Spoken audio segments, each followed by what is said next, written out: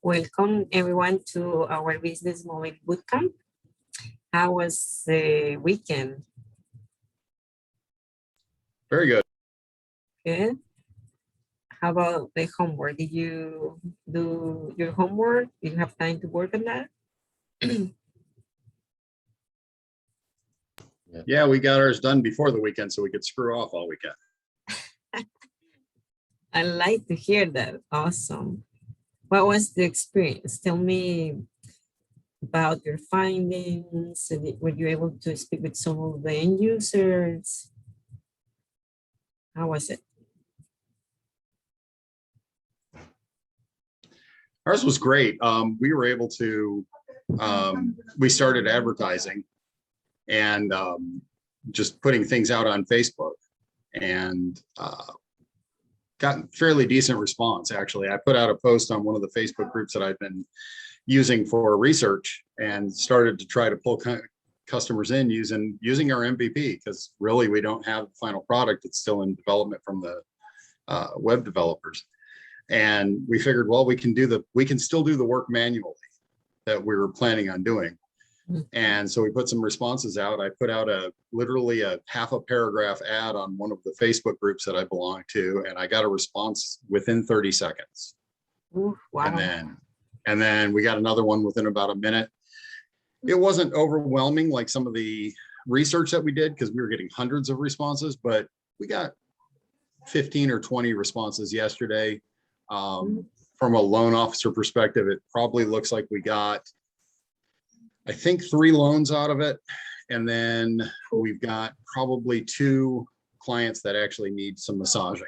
So some of the respondents were ready to go. We can start working with them right away. Oh my goodness. Well, I'm very happy to hear that.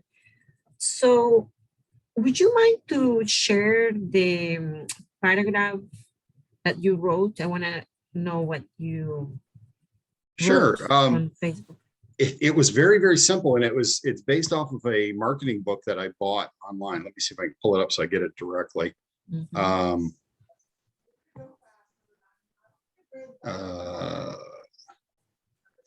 Because I've been doing it today too, and I'm getting responses again today. Because I've tried a bunch of things. I've tried putting pictures on the ads and making them flamboyant and all the information. And I did one on Friday, and I put, please go to our website on the ad itself, gave the website address and our phone number. Mm-hmm. And our website saw a little boost in traffic. So I know that there were respondents, but there weren't that many. There weren't a lot of people that I could engage with. So what I did was I just wrote, who's been renting for 2 to 5 years. I have a program that will help you become a homeowner in 6 to 12 months, who needs info. And just that, no pictures, no color, no anything, just those words. And that simplicity stood out amongst all the clutter. Nice. So we kind of anti-added it, if you will. We kind of went in the other direction, which again is the direction of a book that I bought online about marketing on Facebook. It said, be that silent screamer, so to speak, that, mm-hmm. When everybody else is yelling and screaming and shouting and throwing colors up, be the guy that's just standing there going, I can help. Yes. And the response has been great. I love it. And you know what? You use a couple of keywords that I love. You use renting and you use homeowners. So it's who's been renting and who wants to be a homeowner. 2 things. If I'm a person who's renting a house, yes, I'm renting and I want to be a homeowner because I don't want to pay rent anymore. Keep very simple. It pulls them into yes questions. So they're in their head, they're answering yes to that. So they're automatically giving a positive response to your ad. Mm-hmm. I love it. And one thing that I like to hear in this example is how you're using the Facebook. Remember, people don't have time to read long paragraphs. And usually when you, like, this is my case, when I go to Facebook, I don't do Facebook very often, but when I go to Facebook, the only thing I do is this. And I only stop where something is in my mind, something that I'm looking for is in my mind. So if I've been renting, I mean, oh, who's renting? Yes, I'm renting. So you are talking to your end user. So that's the key. 2 sentences with 2 keywords, short and simple. Awesome. I love it. I like it a lot. Good job. Very proud Yeah, of you me too. guys. It got a response, which is all we always want. I love it. Super good engagement. Nice. And you know, and I like you're here. I like to hear you're using Facebook. I mean, just to test your product. I like it. Who wants to say something? I hear Esther. Or somebody Yeah, wanted to. just question, are those paid ads? Are you paying for that, for those ads? They actually are not. What I do is I belong to, I mean, literally hundreds of community groups, SWIP swap groups, you know, buy, sell here, Lake City or wherever, whatever small group organizations or small cities that we belong to. I've kind of stayed away from the large metro areas because we've gotten a lot of negative response in the past from those. So I look for the smaller cities like, well, DeLand, Lake City, Brooksville, places like that that are kind of outside the metro areas, because that seems to get us the best response. And I just put a post on them. They're totally free. Love that strategy. I've also found that Nextdoor is working well for a lot of clients, you know, when you want to do like some community-based polling or awareness. Nice. That's good. So we encourage everybody to kind of follow their example. Facebook groups, especially, you know, kind of, and those are not specific groups, right, Ron? They're just groups that, like, I mean, like what's happening in Volusia or something like that. Correct. Yeah, some of them are specifically like, they're almost like online garage sales or advertising sites. So some of them won't let you advertise small businesses. So I just avoid those. And then some will, and you just join those. And others are just, yeah, community groups, what's happening. They want to know, why are the police at this corner, or, you know, whatever. And I just kind of interject into that. And I found, you know, I mean, there's literally thousands of these groups around the state, around the country. And if somebody doesn't want me, I just shake the sand off my sandals and move on, because there's another group down the road. Exactly. And some of these groups have thousands. I mean, the one group that I posted to yesterday had 61,000 people in it. So 61,000 people saw my ad for free. Wow. And one thing that I really wanna just congratulate is that you just get out of your comfort zone, you put it there, and then you were testing, and guess what? You got 3 loans out of it, right? Now you're selling. That's amazing. And that's when, in your case is different because you already have your company, you know, going on, and this is a new service that you're going to be offering. But I mean, you're selling at the same time you're validating your new product. So that's huge. It's very good. It's just Thank you. do it, you know. Awesome. Okay. Anybody else want to share fundings?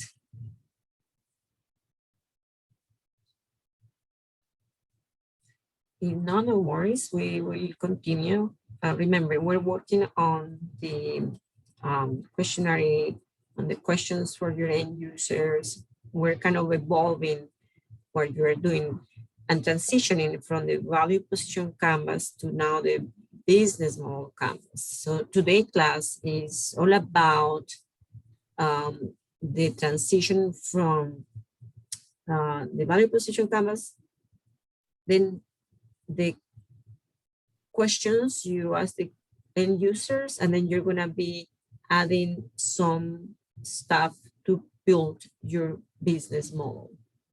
So if we don't have any more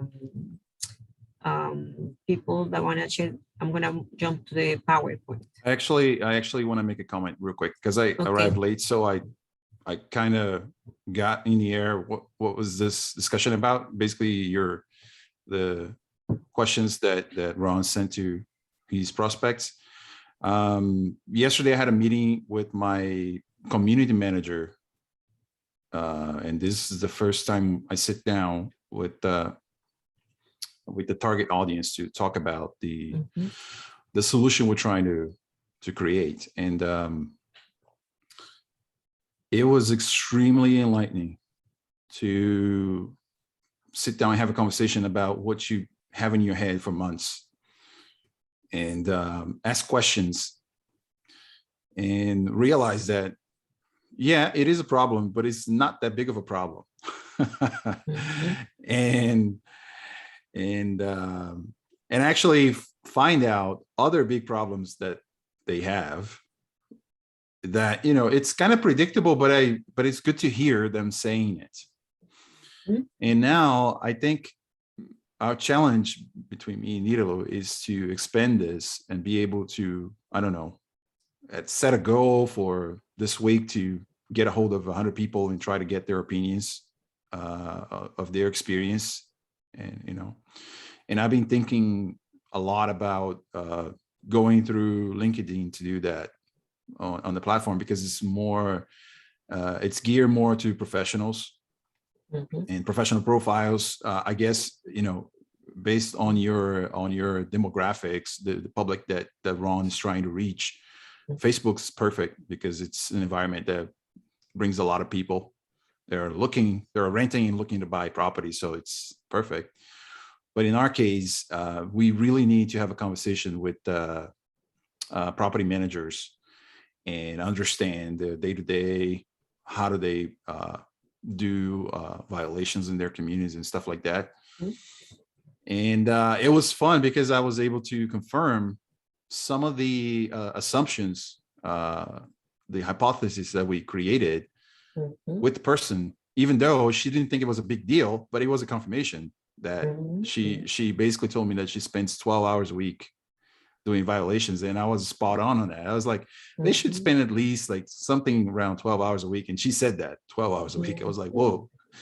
And, but we need to set a goal and get on a mission to get as much as we can now, because it's extremely enlightening.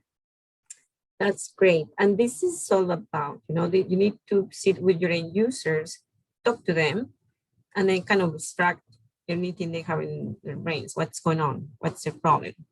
That's what we want you to do at this point. Just get their feedback. And based on the feedback and the problems, then you come back to your group team, to your group, and say, okay, how can we create value to those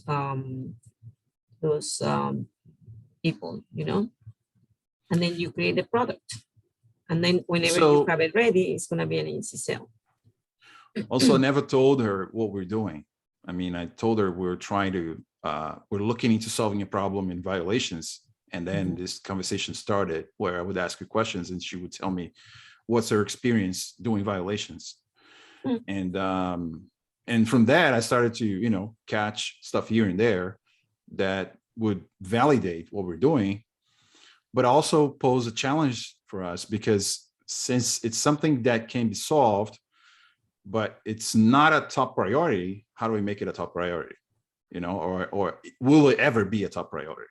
We don't know. We need to ask more. Yes. More people. Exactly. Well, I would offer maybe think about it as well, rather than figuring out how to make it a top priority, because obviously if it isn't, first, I think want to figure out what is the top priority or priorities, right? That, could be related, so that, because it's going to go back to your compelling problem and need that you're addressing, your problem statement. And so, you know, that's your foundation. So make sure you're solving the right problem, right? The big problem, the bigger pain point. So, and I applaud you. You've said so many things that are like such music to my ears in terms of, I know it's hard work and I know it's, you know, not fun to like listen to the opposite of what you were expecting and that sort of thing, but that's actually really good because it's, you Yeah. know, think of it as you're getting unstuck now from something that you would have moved forward with and, you know, then later on had to retract. So I love that you're keeping an objective and open mind about this and that you're really staying attuned to the needs of the community. I love that you never talked about what you were doing also. I mean, this is just like a really, this is the right way to go about this process, really. Yeah. I want to ask you, Marcos, if you are only targeting, when you say property managers, do you also mean community managers and other titles that are within that space? Specifically community managers. I say property managers because they are considered property management too. So, but it's specifically communities because we're targeting single family communities because we really don't see a fit for a product on a condo. So I want to investigate and interview as much as possible people in that area, on that market specifically. I know community managers will do both, but they will do condos, they will do HOAs with single families, but I want to target HOAs, single families first. And one thing that was like the best thing I heard she said,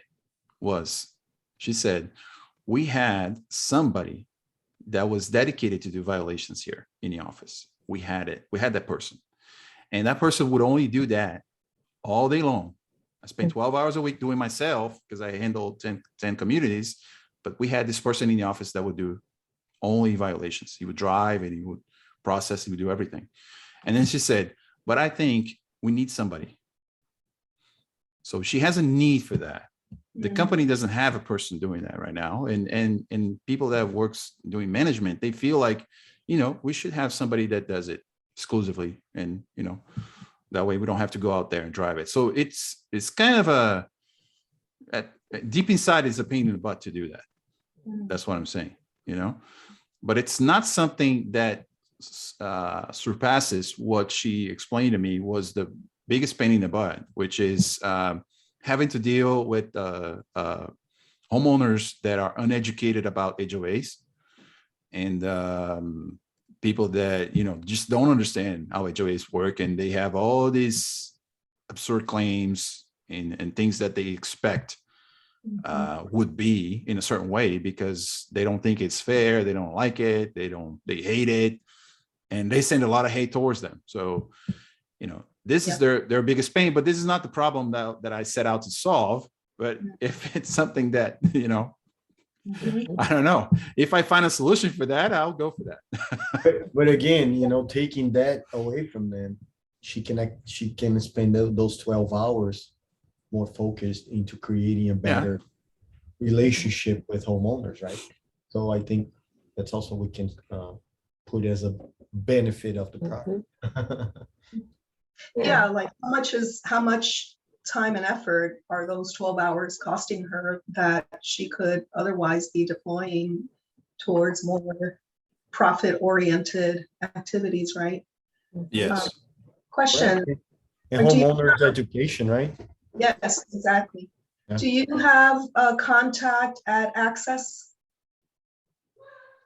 What do you mean? Are you familiar with Access? They're a community management association. No, I don't have any contact with them. No. I'll send you a contact. Thank you. Yep. Thank you. Nice, good job. So let's continue talking to your end users and getting that feedback in place. So if I don't have anybody else sharing their experiences, I'm gonna move to the PowerPoint. I was just gonna chime in real quick. So I had posted my survey on Facebook. I have 4 responses. And I am seeing a theme where the biggest pain that they're having is the time to create it and the equipment. So there definitely is a need there. And it made me realize one of the questions that I wasn't asking, which is, before I had only asked how many cases have you lost from not having the right kind of evidence. And then so I added the question, how many cases have you won? Because I think that supports that it does work. But also, so I heard back from the Florida bar, and within the 2-hour radius, they sent me like 22,000 attorneys. Oh my God. It's a good problem to have, Wow. but with that, so it's like if I That's- send it from my email, I may get flagged and it almost makes my email junk mail. And then looking into, what is it, Chimp Mail or Survey Monkey or something like that, when you have more than like 5,000 contacts, like it costs you like hundreds of dollars, and which, you know, is manageable, but I didn't, like, right now I'm just stuck, like, how do I go about You can do, reaching? you can do SendGrid. Go to sendgrid.com. It's How do you spell $89. It's Oh, okay. 50,000 emails on a dedicated server. You just create a single campaign and you send it to them. Cool. How do you spell that real quick? I'll put in the chat. Okay, the thank you. chat. Yeah, chat. Yeah, that'd be Thanks. very helpful. And I Yeah, like we'd your love idea that. too about sending on LinkedIn. That didn't even occur to me to Mhm. post on LinkedIn. So that I'll do that today as well. And then maybe see about some Facebook, but a lot of the Facebook groups are probably like specifically attorneys. So Mhm. I gotta look into that, see Yeah. if I can. I love it. I love it. So I would encourage you to pick from that list at least 10 or 20 attorney law firms that are around your neighborhood or close to your area, so you can go and visit them. Sometimes like a nice, it's always good. Yeah, you're gonna be doing the survey with like a lot of people, but it's always good to have that one-to-one interaction like Marcus had with this lady in this in the community, so you can have that conversation. And then sometimes they like to talk about what's going on. It's not that maybe they're venting, but they're not venting, but actually you want them to be venting to you. Because this is, the more you get the problems, the better you will do when it comes to your end product, you know. So if you choose 10 or 20, and then you kind of have a list of what their problems are or what are their ideas, then you come back to your office and say, oh, this is what I'm going to create for them. Boom. And then you go back and say, voila, I have this. And they might become your early evangelist. The first tier of customers. And those customers are going to be the ones using your first could be using your MVP or your end product, and they're going to be giving you testimonials. And then you create that kind of nice relationship with them. And those first 20 are going to be the ones who are going to be kind of telling the story to others. And then, yes, so the surveys are really good idea, but then let's choose kind of a small group, 20. That's why I always say like 10, 20, no more than 100 at this stage, because you're doing your MVP. And then once you have your end product, then continue. And then you have your first product. And then once you then you continue doing the customer discovery, and then you might add new products on top of the first product. And that's how you scale. Good. Great job, everybody. I'm very proud of everybody. I like it. I like your on task. Great. Okay, anybody else? If not, let's move to our PowerPoint. I love today this class because it's something that many people ask me when they're scaling the company. Hold on, let me just swap this.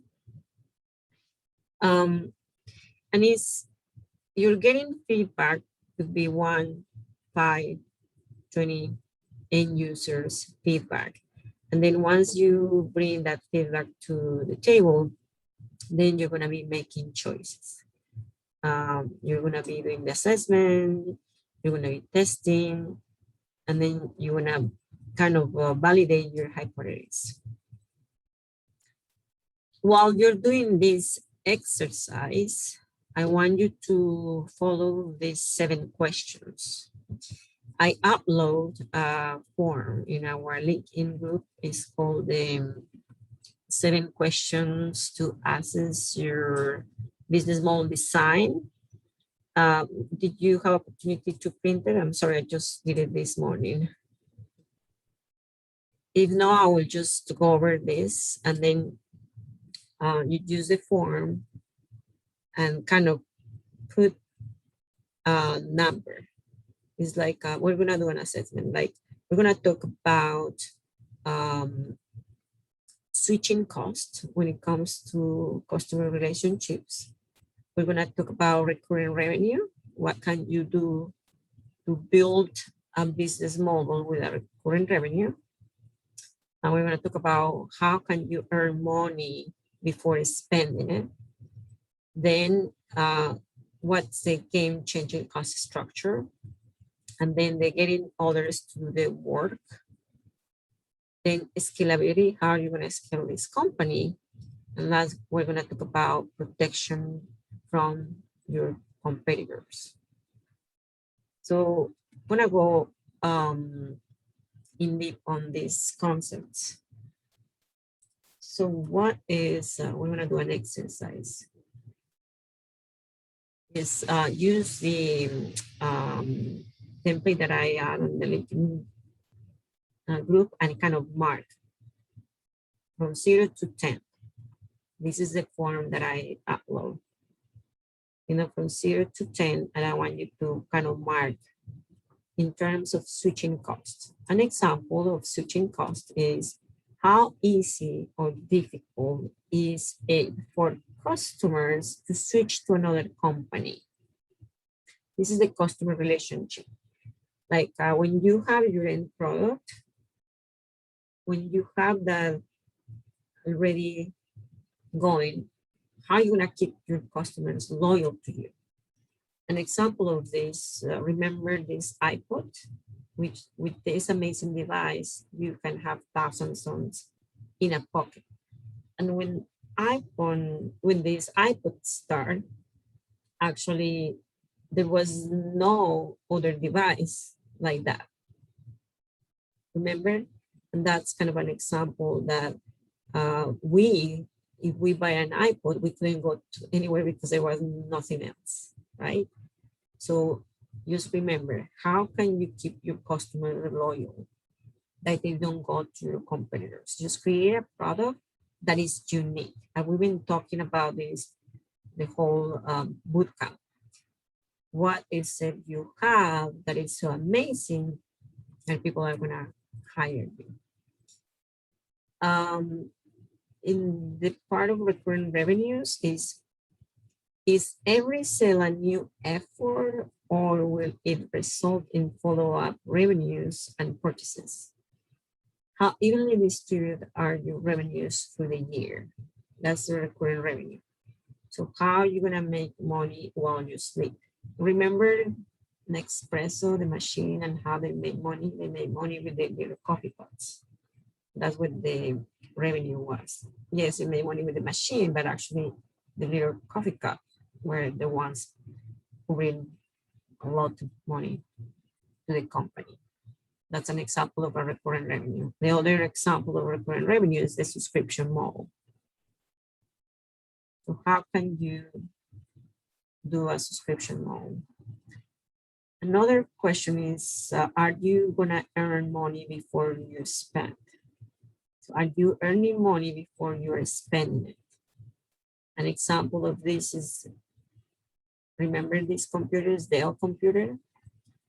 Remember that when you want a Dell, you just go online and kind of assemble your computer, and then you pay, and then you have to wait for them to send you the computer.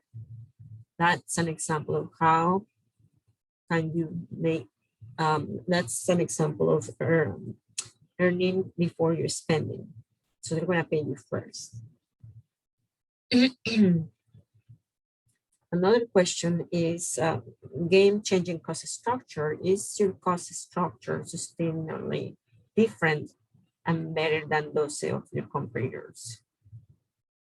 So that's like, again, is this is the guy that in the Skype. And then it was Skype was like history after we moved to Zoom and games.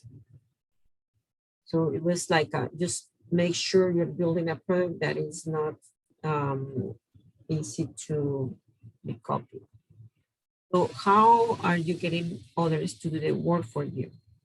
How does your business model get customers or third parties to create value for you? An example of that is Facebook.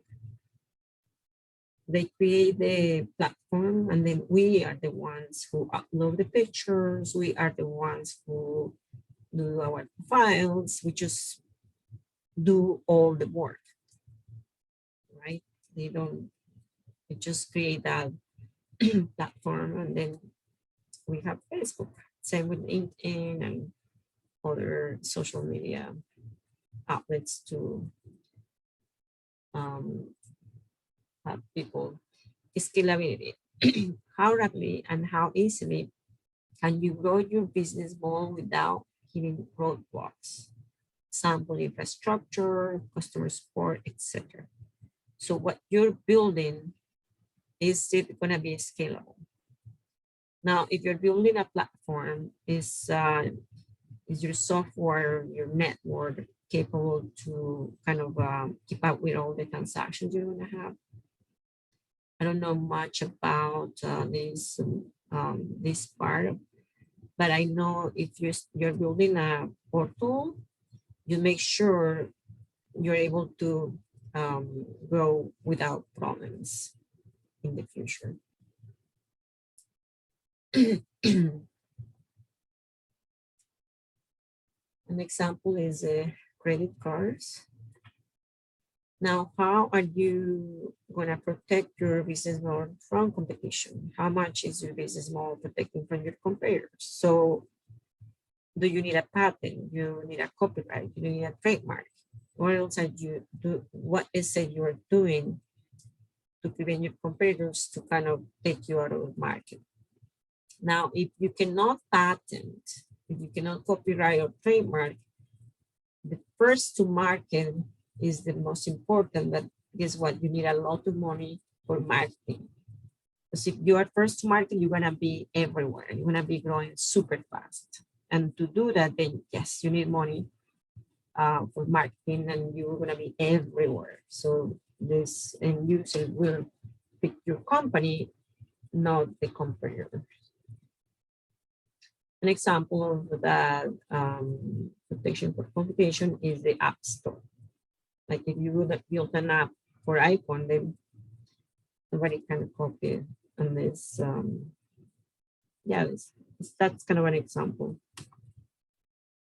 And now we're gonna have an exercise.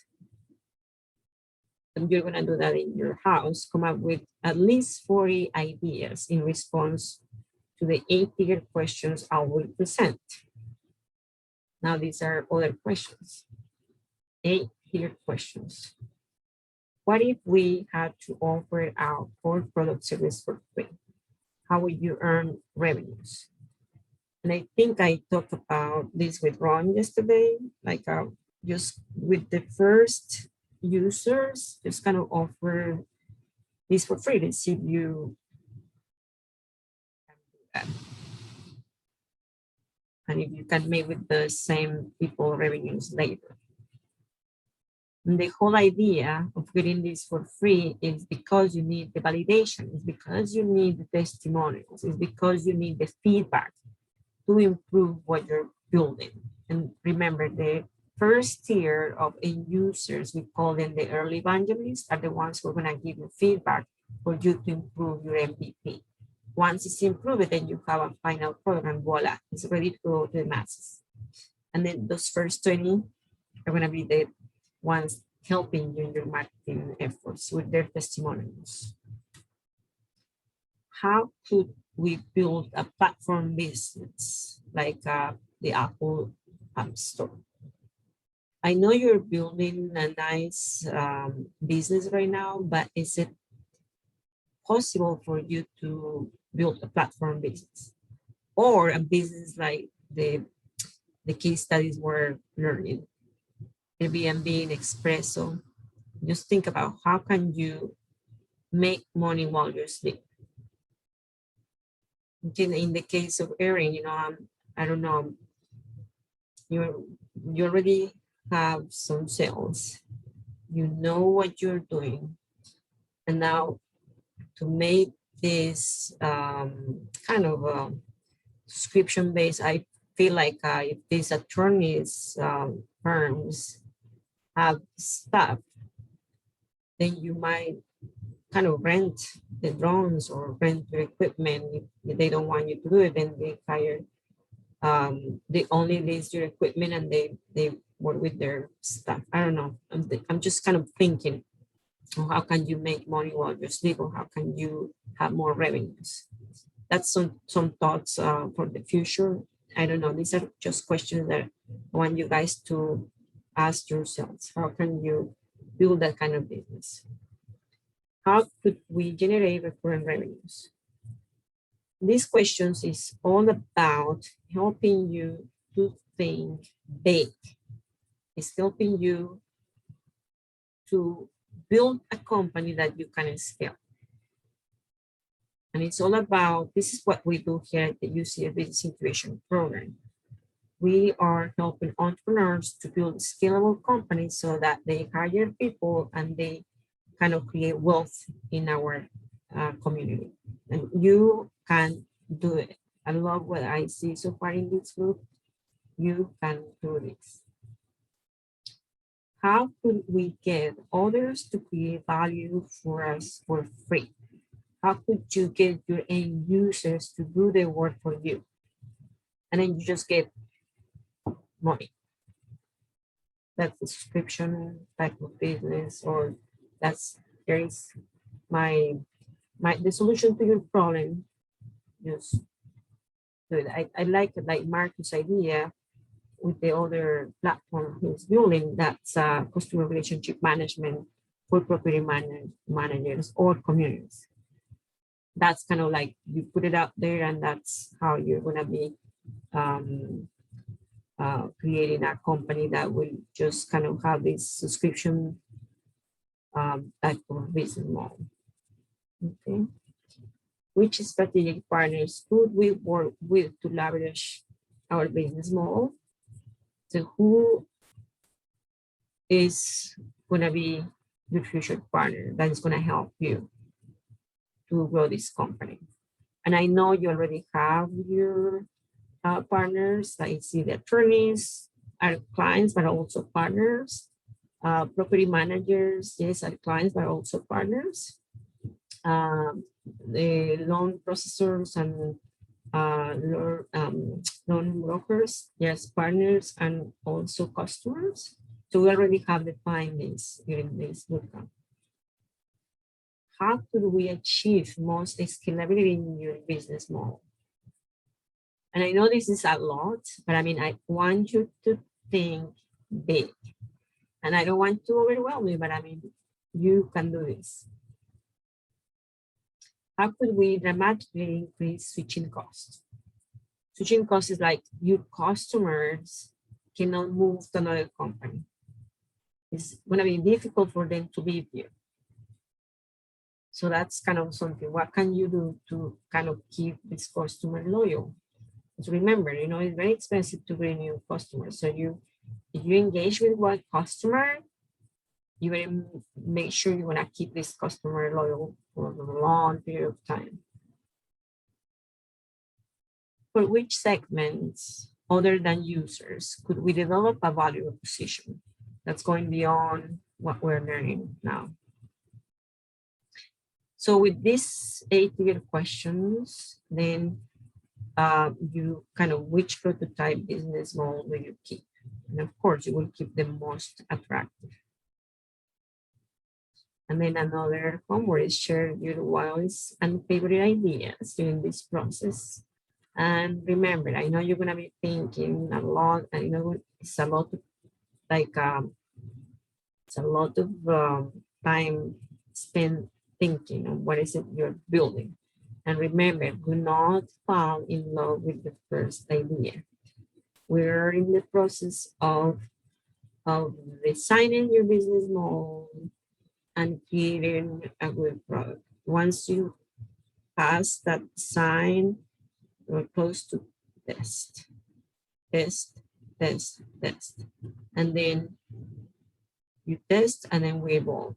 Test, iterate, evolve. If your hypotheses are not validated, then you pivot. If they're validated, then build MVP. Okay. So we're getting close to continue the post search. Okay, see you Thursday. Don't go yet. Okay, that was my today's PowerPoint. How do you like it? Any comments, questions, concerns? I was just telling Idolo that we were talking about this subjects this morning. We were just talking about these points and Really? try to answer these questions. Yes. And I was going to ask, Mhm. I know me and Idolo, we both have this profile of developers. So we focus a lot in the product and we want to get their hands dirty and build the product. I think we're very eager to do this immediately. But I was just thinking, if we take this approach, obviously we will do the interviews, we'll talk to people, we will ask them questions. And what if we could make this minimal MVP where we just give them this MVP after the interview and have them use it. Mhm. So we could test if they value that kind of tool. Yes. Do you think this would be a good strategy, or it will probably be a waste of time because you're gonna have to spend time doing this and not having your interviews? I think it's a good strategy. Remember, it's all about testing your idea. And if that's going to help you to validate your idea, do it. I mean, my mind, when it comes to the business, it's not conflicted. I know you're building something huge just with the violations, like the part, the car with the cameras. I mean, what I see is a huge business. Like, I don't know. I mean, this is kind of one idea that I had. I didn't want to say it, but I'm going to say it. So what if you rent the equipment that goes in the car, cameras, and the hardware, you have the hardware, and then just kind of bring the Uber type of drivers and say, okay, guys, you want to work with us? Here, I'm going to install my equipment in your car. The only thing you need to do is just go around the 5 miles radius of these communities, and that's it. And then they're going to be making the money. And then they're going to be feeding your kind of the system you're going to be running, and then you're going to be sending the information to the property managers. So instead of this lady spending 12 hours, then you're spending 1 hour, and then you're sending this lady 12 hours worth of work in 1 hour. So as Esther suggests, how much is costing her the 12 hours of work rather than 1 hour paying you to have the drivers going around. And the only thing you need to invest is in the equipment, the cameras and the hardware that are gonna be in those cars. So now, then it's like a type of Uber type of thing. Oh, you wanna work? Okay, we need your car. We need you to drive 1 hour a day. Here is our equipment, and then they become your 1099s. Those drivers become your like an Uber type of business model. It's Mhm. just Independent contractors, yeah. independent contractor, exactly. Like, I mean, I have, like, for instance, if I need money, let's see, I need money, I need extra money. I'm gonna work for Marcos and Italo. Please give me work. Okay, install this, boom. And I'm gonna go on the hour I have a day for free, could be 5 p.m. or 6 p.m., 6 a.m. Go drive around, and guess what? I make 400 a week. Mhm. And then you charge this 1,000. I don't know. I mean, I just came out with this idea. We But- kind of worked the numbers on this. We Yes. did. Actually, this morning we worked on the numbers because when I get out of the interview, I had this some numbers to work on that you gave me. And we came to the conclusion that this model wouldn't be compared to a Uber company, like, because we wouldn't have this demand, this massive demand that Uber has, because Uber is moving people, and you have 6 billion people in the planet moving around, and at every second you have millions of people that need to move around, and Uber has plenty out there. Mhm. Since communities, they do inspections every couple of weeks sometimes, and in our case, in our community, since it's big and we're starting with them now, they're going to do once a week, which I Mhm. think it's okay. Once a week is okay, and I think twice a month is not enough, Mhm. but it's my opinion. Mhm. So this is not enough demand for that kind of scale of an Uber-like company. So I'd say our model is more similar to Amazon delivery driver, where that person gets paid by the hour, Mhm. and they do their deliveries, Exactly. right? Based on a schedule demand that Amazon has, because Amazon is massive. They deliver a lot of boxes, so they have this kind of a prediction model of what's going to happen with the logistics. So they're able to either increase or decrease the number of drivers for the specific week, and we're going to be kind of similar to that if we're needing drivers. But I made some calculations, and we would need 185 hours a week to Yeah. So photograph you go every single house in Orange County. Yeah. So that's what I'm saying. Like, the students, they need money. They just want, like, they cannot work full time. They just kind of, you hire people that have like certain hours a day, and then you have to provide the equipment or the system that you're gonna be using to take the pictures and collect the information. And then, speaking about the Amazon business model, do you know these trucks are not owned by Amazon? Yes, I know. Yes. They are third-party companies that Exactly. have They're their own trucks, subcontractors. or Yes. sometimes they have these Amazon Flex where you drive your own car. Yes. So They're yeah. subcontractors. And I know, like, these little companies that have a fleet of 10 of those vans. Well, actually, some of them meet here sometimes. They say, oh, they're like up 20 drivers. And I ask, like, who owns these cars? And it's one guy owning 20 vans, and he is the one who is getting paid by Amazon. Mhm. And then he's the one hiring these drivers. They Right. don't work directly for Amazon, they work for the contractor. See, I mean, you have a huge idea. I mean, it's a matter of understanding the logistics, getting to know the business models. I love that you mentioned Amazon. Maybe just you come up with your own business model. But I mean, I feel like if you kind of just place this equipment in people's car, like the students or like moms that are not working, they're waiting for the kids to get out of the school and they have no jobs. I mean, they have Mhm. nice cars. and they can be making the money like few hours a week, or, I mean, it's huge. It's just a Yes. thought. I mean, now what you need to design is just what is going to be inside the car, the cameras and the hardware, whatever, and then you're going to train it how to use this, and then feed your kind of main portal, and then with that, then you feed the communities. Here is the data you are looking for, and this is the amount of money you need to pay us per month.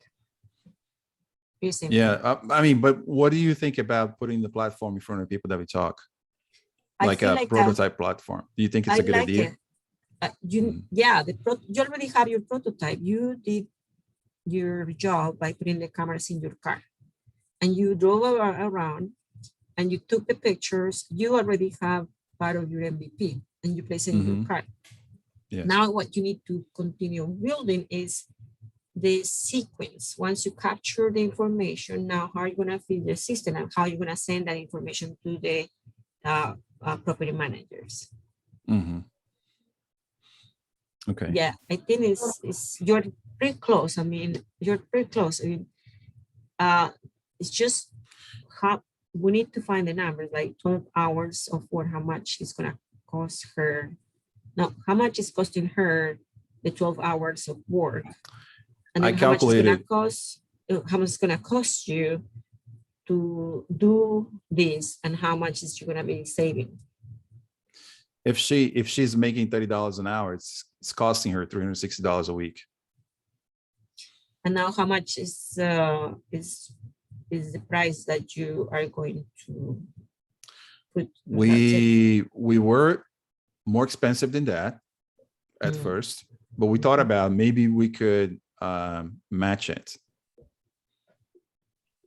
You know, that way we it's the same. It's going to cost us the same, but you're going to have 12 hours free for you to do whatever you want. Mhm, mhm. You know, and it still make it work for us to, you know, to enable that service. But we also thought about other ways of making revenue, but it's something that's going to happen down the line. First, we need to get this basic structure to run on communities. We have to really get that running. And I was going to say, What is this? What is it so expensive in your end? What is it? Is the equipment? the most expensive part on my end is the driver, because it's a really close margin to hire someone and have somebody driving around, you know, because it's going to be a lot of driving. Think about that. It's going to be tons of driving.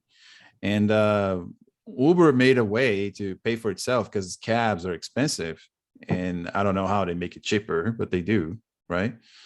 And also Uber works on demand sometimes. If demands increase, the price increases. So they also capitalize on that. We're not going to be able to capitalize on that because everything is scheduled. Like you just schedule an inspection and that's it. It doesn't follow that rule of demand. You know, Esther but raise her hand. Esther, do you have a question? Yeah, so I just wanted to give you my perspective on your original question about whether to hand over the platform to someone to play around with. And I have a little bit of a different opinion, which is that I don't think I'm not a fan of it, because at least early on with your initial testers, right, you want to be there to see every micro movement that they make in using your software. You want to understand where they get stuck. You want to see, you know, how what their behavior is, how they interact with it, right? And then you know, what could inadvertently happen if you're not there to see how they're using it is they might not figure it out, right? Something that you're immersed in it. So for you, it's a no-brainer, right? And you have, you know, you don't have the information as to how they might use it and where they might get stuck, right? And so they might determine on their own, like, oh, I don't like this because it doesn't work for me. And you first, if you're able to explain to them, you've already unnecessarily kind of created a hurdle for them to overcome. Mhm. So that's one aspect of it. I think you just really want to you really want to see how they interact with it, how Mhm. intuitively they work with it, how frustrated they might get, where they might do something that you didn't anticipate it was a way that it would be used, right? And it ends up being that that's the feature that people most like, right? So Mhm. you want to be there to observe it. And then I also wanted to comment on your calculation of what's the 12 hours costing this person, right? So the straight up calculation of her per hour Mhm. is very, very basic, right? But you would Mhm. add to that calculation, right?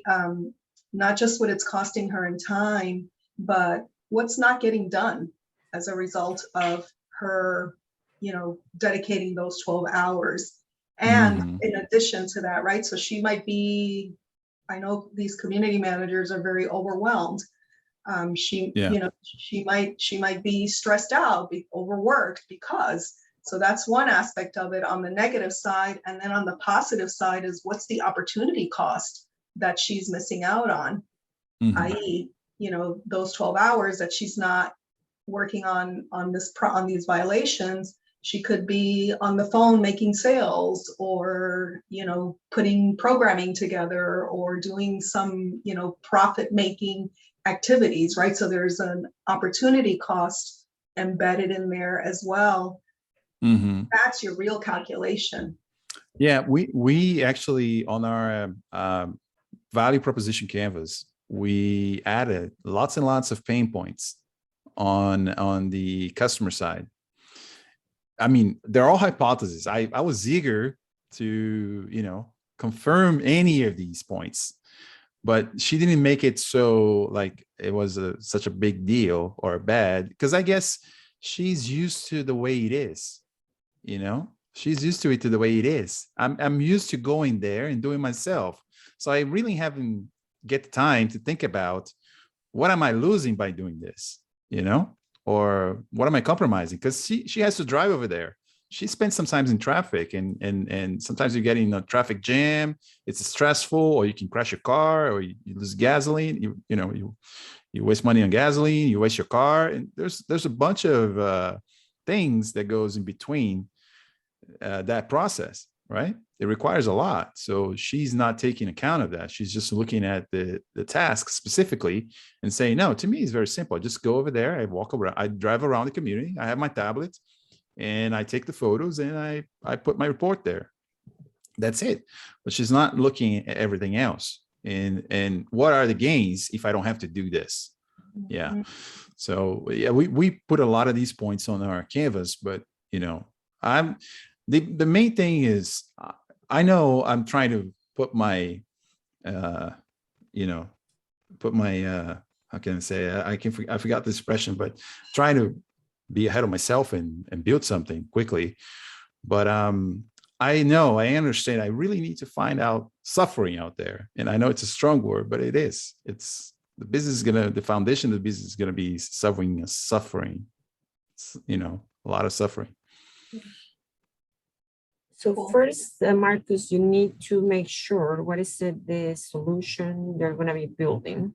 And if this is the solution, then of course you develop your MVP, and then you test it with your end users.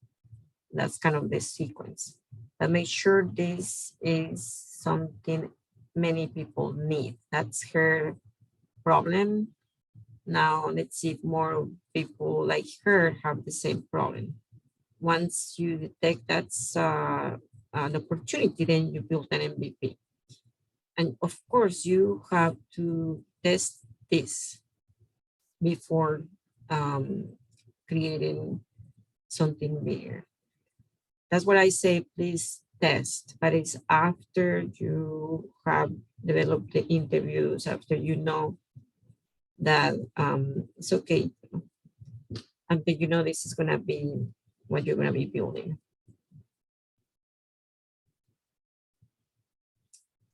Okay, Icon, I gotta leave, okay? yeah, it's okay. Thursday. Thank you. Sorry about leaving early today. It's okay. And we already finished content. If Right, take care.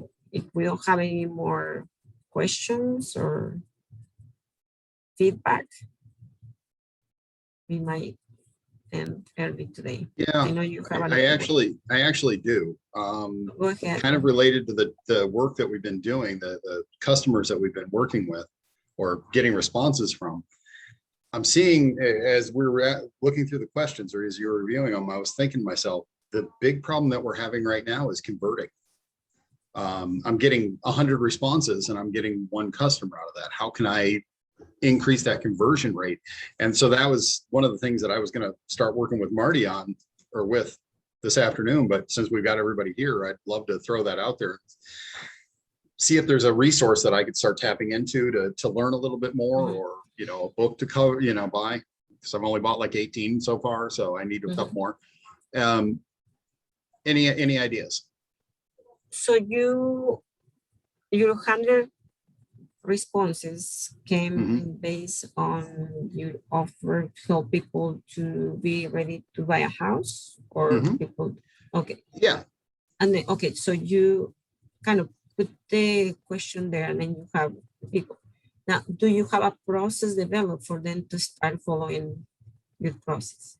Yes, we do. And MVP. that, but what I've been doing is if I get a response on Facebook, which obviously I'm getting an enormous response, which is great, but then I send them a link to our website and our phone number and say, we'd love to talk to you. And that's really all I've got at this point. So I'm kind of stymied on that as to what might help convert or trip people over the edge, or what, you know. Can you share with us, like on the LinkedIn, your survey and then also the response you're sending, so that way we can Sure. view it as their perspective and give feedback from that? Yeah, I absolutely would. I'd love to do that. So I can do that and just see what anybody thinks. I was going to ask you, Ron. And remember, Yes. oh, sorry. Remember, you need to have at least an MVP so they will follow that process. And then you ask for feedback to their kind of following that process. And that's how you're going to be improving what you currently have. Right. It's just getting them to react to that initial offer that I'm in. I see. I've got a 4 o'clock appointment with somebody from the. Go ahead. Oh, good. Marty just booked an ad, so she just made a liar out of me. So that's, or booked a client. But yeah, Okay. I'll put that on LinkedIn and see what everybody thinks. Because I'd love the feedback. You know, I love having it. I was going to ask you, Ron. Yes. Do you know the statistics of people that are looking for a house, buy a house? Oh, yeah. End up buying a house. Do you know that number? Oh yeah, we right now on average we're doing about 7.1 million home transactions in the country a year. Of those people, I mean, I could rattle that all off. So I do know that. I have our archetype customer based on the responses that we've gotten, and so we can start targeting that. But it's just pulling them in. Once I get that initial reaction, how do I get them converted into being an actual client? Maybe you can insert a processing between another processing between your funnel, so these people can maybe convert better for you. I was thinking something like a webinar where, you know, it's because it's like a non-friction thing, you know. It's like you don't have to commit to me. Just watch this webinar, watch me speak to you for an hour and explain to you how this makes sense to you. You know, and it's something that you can scale, and it's something that you always have to repeat the same stuff, because you know, it's you selling to them. Basically, it's not personalized. It's not going to be personalized unless you record for many different scenarios, right? But it's going to be something that they're going to end up being better informed. And they're going to look at you and see you maybe as an authority figure or somebody that can guide them through this, you know, and trust you more, and come back to you later, you know, and maybe they're not ready now, but they're ready in a couple months, and come back to you and say, hey, Ron, I saw your video. couple months back, and I thought it made sense, and now I feel ready to move forward, you know? Because That's a you're terrific idea. having success sending out surveys, you're getting a lot of answers, but they're not moving to the next step, which is to interact with you. But, you know, since they don't feel yet comfortable to do that, maybe you can add this in between, you know? Great idea. Thank you. Mhm. Fantastic idea. I agree with that. I suspect that what might be missing, you know, anything finance related requires a trust-based relationship, Mhm. right? And you inspire enough comfort and trust on your initial ads with the simplicity and, you know, the no fluff around it to get people to respond, right? But my Mhm. next step, I would want to know who are you? Can I trust you? So, you know, and that might be a quick conversation with you. Hey, maybe an autoresponder would be the next step. You know, can we get on a call for 15 minutes or, you know, so I think it's figuring out what that next interim step in your funnel, in your sales process will be to continue to lay the foundation to establish a trusting relationship. Perfect. Fantastic. Thank you. I knew I'd get the right answer out of this group, so thank you. I don't know If if it's the right you- answer, but Hey, it's worth a shot. It's definitely better than what I'm doing, so that's awesome. Thank you. And If you- people if love to you're be able- educated as well. So if you give a small tutorial in that and the best way to go about it, they love to be educated, especially people who have been turned down for a loan. They need to understand why they've been turned down. So if you just give them a small lesson that they can take with them would be, you know, valuable. And I think with educating people, when you basically dumb it down, like where like a kid could understand you, that's really, really important. Because you don't, you know, I mean, you have an idea who your audience is, but even if you provide educational materials and they still don't understand the process, you know, I think that's very important. I Yeah. may have been accused of that by Marty a few times, that I write college level and I'm supposed to write 8th grade level. So for ads, so yeah. So Just hire Grammarly to read your text and it will tell you. Yeah, I'm serious. $150. It tells you Grammarly? if Grammarly.com. He hires it. Yeah. It's like $150 a year. And if you write a piece of text, it tells you what grade would be able to comprehend the text. So Awesome. you can definitely fine tune that message. What I was going to say is at the end of your webinar, you have to put an action for these people. And that next action will be to schedule a call with you. So it's coming from them, you know, basically, look, it's right here. It's in front of you. Just look at my schedule. You see, I have a free time at 2 p.m. on Thursday. You pick that up and that's it. We'll talk, you know. I have a question. Are you getting their email address from? Not right now. And that was one of the things that I had actually thought about while we were talking about, is that I need to Yeah. get contact information. I can messenger them on Facebook, so I can get in, you know, confidential interaction that way, but I need to start capturing. Yes, very important to start building your database. And once you get the email, then you create a contact type of newsletter with what is going on in the real estate market, in the lending industry, and that's the way you educate them. And then once you have them in your database, guess what? When it's time for you to sell what you have, then you already have built like a lot of data for you to use and sell. Awesome. Remember, I it's think- very important to start creating the database. I know you have like 20,000 already attorneys. Wow, that's expensive.